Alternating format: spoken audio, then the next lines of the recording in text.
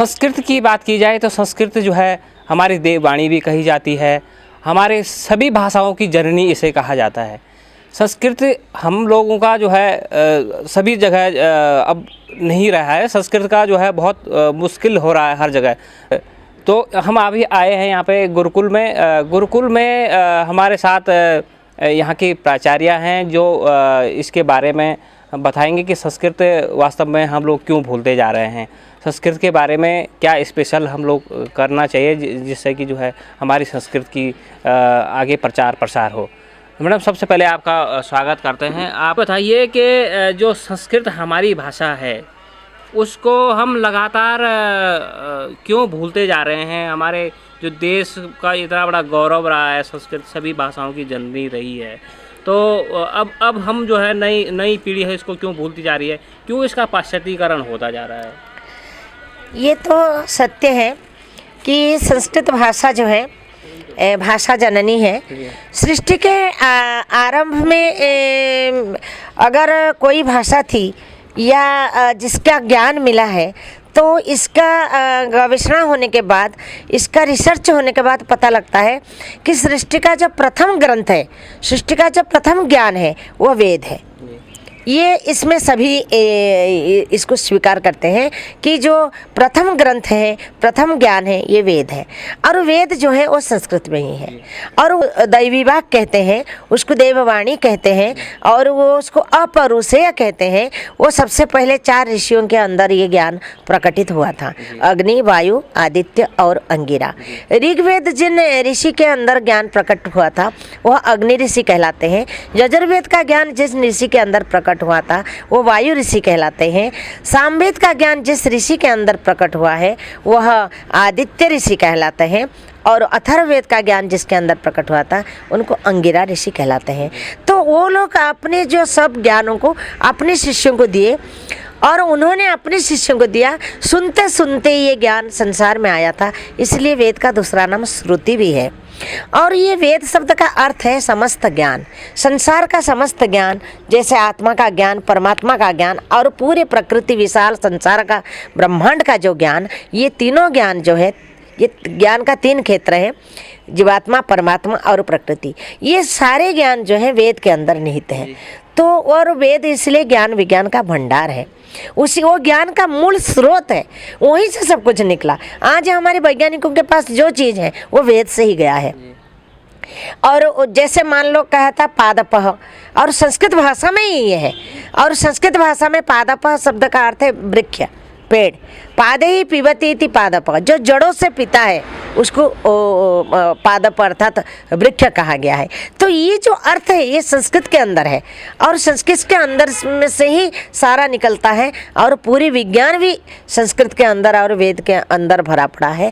तो प्राचीन काल में हमारे वेद का प्रसार प्रचार था, बहुत प्राचीन काल में वैदिक युग में तो था और उसमें संस्कृत का भी बहुत प्रसार प्रचार था और उसी से ही ज्ञान विज्ञान सारा कुछ निकला है, आगे बढ़ा है।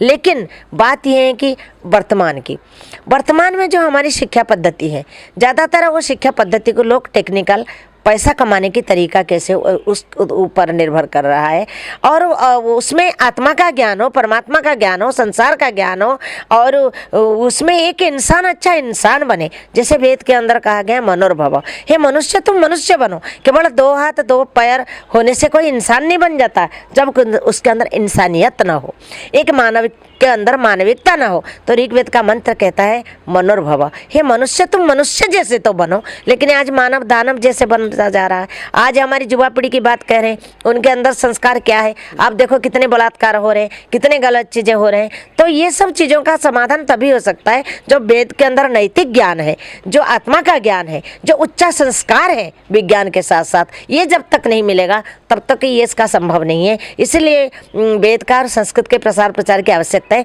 हमारी शिक्षा नीति के अंदर संस्कृत को स्थान मिलना चाहिए पूरा, और आध्यात्मिकता को मिलना चाहिए, नैतिकता को मिलना चाहिए, सदाचार को मिलना चाहिए। तभी हमारे छात्रों में, हमारे विद्यार्थियों में सदाचार का ज्ञान होगा। केवल पैसा कमाने के लिए ही सिखाया जाए विद्या को, पढ़ाई को तो नहीं होगा। हमारी शिक्षा नीति में भी इसका होना चाहिए। पहले तो संस्कृत अनिवार्य रूप में था, लेकिन अब अनिवार्य रूप में संस्कृत को नहीं रखा गया है। तो मैं सोचती हूँ संस्कृत को अनिवार्य रूप में अगर प्रत्येक शिक्षा क्षेत्र, प्रत्येक स्कूल और विद्यालय, विश्वविद्यालय में रखा जाए तो निश्चित रूप में फिर से हमारी संस्कृत का प्रसार प्रचार हो सकता है। ये बताइए, पाश्चात्य हमारी जो संस्कृति है उसका पाश्चात्यकरण हो रहा है, उसमें संस्कार नाम की कोई चीज़ अब नहीं रह गई है।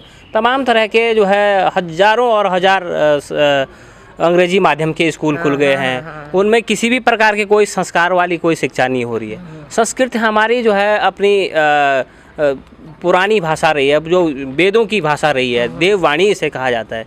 तो इसको क्यों भूला जा रहा है, इसको क्यों नहीं पाठ्यक्रम में शामिल किया जा रहा है, किस तरह से जो है इसका तिरस्कार क्यों करा जा रहा है इसका? तो इसके लिए तो हमारे जो प्रशासन के जिम्मेदारी है, हमारी जो शिक्षा मंत्री है, हमारे जो प्रशासन है, उनको ये सोचना चाहिए कि हमें अच्छे शिक्षा के माध्यम से अच्छे से अच्छे चरित्र का निर्माण करें, अच्छे से अच्छे बच्चे नागरिक हम तैयार करें।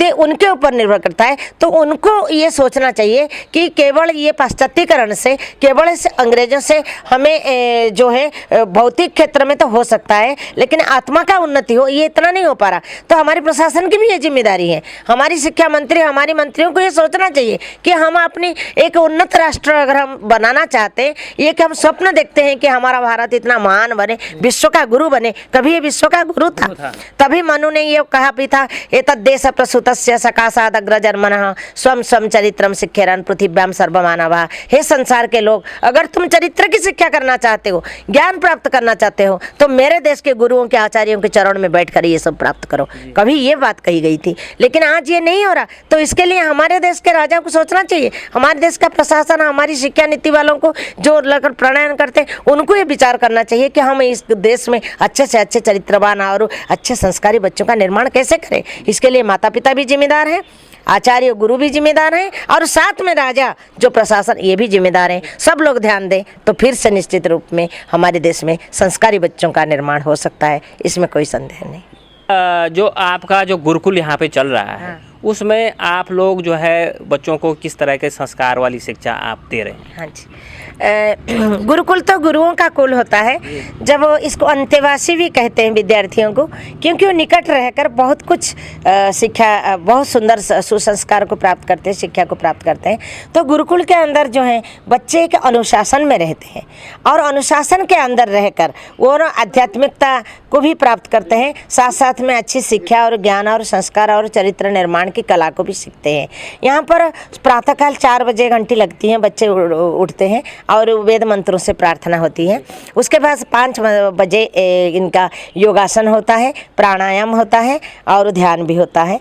उसके पश्चात सामूहिक संध्या होती है, और दिनचर्या के बाद सामूहिक संध्या होती है, यज्ञ होता है, सत्संग होता है, वेद पाठ होता है, और इनको जो है एक दिशा निर्देश करना पड़ता है, इनको उपदेश करना पड़ता है कि जीवन का लक्ष्य क्या है। जैसे मैंने अभी बताया है कि मनुष्य शब्द का अर्थ क्या है, मत्वा कर्माणि सिद्ध्यति इति मनुष्य। मनुष्य तो वो है जो चिंतन करके, विचार करके, बुद्धिपूर्वक अपने कार्य को करता है, अपने कदम को आगे रखता है, तो उसका नाम मनुष्य है। इसलिए विचार और अच्छे चिंतन जो है ये गुरुकुल के अंदर दिया जाता है। पढ़ाई के साथ साथ कहते इदम शास्त्रम इदम शास्त्रम, एक हाथ में शास्त्र होता है जिसमें ज्ञान है, और दूसरे हाथ में शस्त्र होता है जिसमें राष्ट्र की रक्षा हो। तो जो ज्ञान और ईश्वर भक्ति और राष्ट्रभक्ति, वो दोनों चीज़ का पाठ गुरुकुल के अंदर पढ़ाया जाता है, ताकि हमारा जो है जीवन, तभी हमारी जीवन की पूर्णता है जब हम आध्यात्मिक क्षेत्र में भी आगे बढ़ें, आत्मज्ञान भी प्राप्त करें। जो जिस व्यक्ति के अंदर आत्मज्ञान नहीं है वो संसार का कल्याण नहीं कर सकता, क्योंकि वो संसार का उपकार नहीं कर सकता। इसलिए आत्मज्ञान की ज़रूरत है। व्यक्ति स्वार्थी बनता चली जा रहा है आज, लेकिन परार्थी बननी चाहिए। हमें अपने लिए नहीं जीना, औरों के लिए जीना चाहिए। ये पाठ भी गुरुकुल के अंदर पढ़ाया जाता है। कौन कौन से पाठ्यक्रम हैं और कितनी क्लास तक जो है यहाँ पर बच्चे पढ़ते हैं? हमारे यहाँ पर 6ठी क्लास से लेकर आचार्य तक, अर्थात 6 क्लास से लेकर MA तक के पढ़ाई होती है। और यहाँ पर 12वीं तक के तो उत्तराखंड के बोर्ड के पाठ चलते हैं। साथ में ये संस्कृत बोर्ड का है। संस्कृत का कुछ अलग से कई पेपर हैं, जैसे 4-5 पेपर होते हैं जो संस्कृत का ही अलग होते हैं, व्याकरण के होते हैं, साहित्य के होते हैं, वेद के होते हैं, दर्शन के होते हैं। वो सब रखा गया है। और फर्स्ट ईयर से मतलब शास्त्री प्रथम वर्ष से आचार्य तक का जो है उत्तराखंड संस्कृत विश्वविद्यालय हरिद्वार से हमारे ये पाठ्यक्रम चलते हैं। और इसमें कई विषय होते हैं, जैसे प्राचीन व्याकरण है और साहित्य भी है, वेद हैं, दर्शन है। तो इसमें हमारी जो कन्या है ज़्यादातर प्राचीन व्याकरण में ही करते हैं। तो इसमें पाणिनि का व्याकरण है और महाभाष्य है पतंजलि का, ये सब काशी का है। तो ये सब बच्चे यहाँ पर पढ़ते हैं। ये बताइए, गुरुकुल जो है लड़कियों का ग्रुप है, हाँ, तो इसको जो है एक अलग तरह का दर्जा मिलना चाहिए या नहीं मिलना चाहिए? एकदम मिलना चाहिए, क्योंकि आजकल जो है एक तो राष्ट्र के आधार बताया गया नारी को। जब नारी के अंदर अच्छे संस्कार हैं, नारी के अंदर चरित्र हो, नारी के अंदर ज्ञान हो, तो ये राष्ट्र का पूरा निर्माण हो सकता है। क्योंकि आने वाली भविष्य एक नारी के ऊपर निर्भर करता है। जो एक अच्छी नारी है वो कल एक माँ बन सकती है और एक अच्छे आचार्य बन सकती है, एक अच्छी अध्यापिका बन सकती है। हर क्षेत्र में उसकी जिम्मेदारी बनती है। तो नारी को अच्छा से अच्छा इस प्रकार के ज्ञान, वेदों का ज्ञान, शास्त्रों का ज्ञान मिलना बहुत जरूरी है। पैसा कमाने के साथ साथ ये सब होना जो आवश्यक है। तो ये एक विशेष चीज़ है और विशेष दर्जा भी मिलना चाहिए, उत्साह भी मिलना चाहिए, नारी को आगे बढ़ाना चाहिए। क्योंकि राष्ट्र का आधार तो नारी है, वो माँ है, वो जननी है, वो शिक्षादात्री है, निर्माणकर्त्री है। इसलिए उसके ऊपर बहुत बड़ी जिम्मेदारी है। मैं सोचती हूँ नारी को एक अच्छे सुसंस्कार से युक्त और विद्या और ज्ञान और वेद ज्ञान से युक्त होना बहुत जरूरी है। जैसे प्राचीन काल में मैत्री, गार्गी, कात्यायनी, माता मदालसा, दुर्गावती, झांसी रानी लक्ष्मीबाई रही, इस तरह की नारियाँ, इस तरह की कन्याएं गुरुकुल के अंदर निर्माण होते हैं और जो हम लोग करने के लिए लगे हुए हैं। जी मैडम। अच्छा, ये बताइए कि आप हाल ही में जो है सिडनी में जो है पूरे भारत का वर्ष का जो है आपने प्रतिनिधित्व किया है, तो वहाँ पर क्या कुछ रहा है और किस तरह का वहाँ पे चर्चा रही है वेदों को लेकर के? जी, अभी 27, 28, 29 नवंबर को ऑस्ट्रेलिया के अंदर सिडनी में जो वहाँ की कैपिटल है, तो वहाँ पर अंतर्राष्ट्रीय आर्य महासम्मेलन था। उसमें वेद सम्मेलन था और वेद सम्मेलन में वेद कैसे ज्ञान विज्ञान का भंडार है और वेद से ही सहायता लेकर बहुत सारी विज्ञान के पुस्तक बने हैं, जिसके कारण जी हमारी विज्ञान इतनी तरक्की पर पहुँची है। तो इसके ऊपर और भी कई पहलू है, दृष्टिकोण है, उसके ऊपर चर्चा हुई, गोष्ठियाँ हुए, सेमिनार हुआ। तो उसमें था पर्यावरण के ऊपर वेद के अंदर है और यज्ञ के ऊपर भी है, यज्ञ से कैसे वातावरण की शुद्धि होती है ये भी है, और वेद के अंदर कैसे सारा विज्ञान है, इसके ऊपर भी बहुत बड़ी चर्चा और सम्मेलन हुआ। और वेद में नारी का क्या स्थान है इसके ऊपर था, जो कि भारत की सभी नारियों के पक्ष से मैंने प्रतिनिधित्व किया था। तो उसमें मैंने बताया था कि वेद में नारी का स्थान क्या है, वेद नारी के लिए क्या कहता है। वेद को मंत्र पाठ, नारी को वेद पाठ करने के भी अधिकार है, यज्ञ करने का भी अधिकार है, संस्कार करने के भी अधिकार है, अंत्येष्टि संस्कार करने के भी नारी को पूरा अधिकार है, वेद के अंदर दिया गया है। इसलिए समाज में इसे थोड़ा अच्छा नहीं माना जाता। तो जो समाज के लोग जानते हैं, उन्होंने वेद नहीं पढ़ा, उन्होंने शास्त्र नहीं पढ़ा, इसलिए उन्होंने ऐसा कहा। लेकिन ये वेद के अंदर लिखा हुआ है कि जथे माम वाच कल्याणी माँ वदानी जनेभ्य, उसमें कहा वेद में नारी को भी अधिकार प्राप्त है। जब वो मंत्र बोल सकती है तो हर संस्कार कर सकती है, गर्भाधान से लेकर अंत्येष्टि तक संस्कार, जैसे पुत्र ऐसे कन्या। तो दोनों में कोई फर्क नहीं है कि लड़का और लड़की में भेद, ये तो लोग समझते हैं, लेकिन हमारी वेद और शास्त्रों ने ये नहीं वेद कुछ कराया, ये लोगों ने करा है। इसलिए वेद के जो नारी का स्थान उन्होंने बताया, बल्कि कि अहं केतु रहा मूर्धा रहा मुग्रा व्याचनी, कहते हैं कि राष्ट्र में जैसे कि झंडा का स्थान सबसे ऊपर है, ठीक इसी प्रकार समाज में, परिवार में नारी का स्थान है। कहता है जैसे पूरे शरीर के अंदर एक मस्तिष्क का स्थान सबसे ऊपर है, ठीक प्रकार इस समाज में और राष्ट्र में नारी का स्थान है। कहते भी है ना कि वो यत्र नार्यस्तु पूज्यते रमन्ते तत्र देवता। तो इसलिए जो है नारी का जो स्थान है, विशेष स्थान है।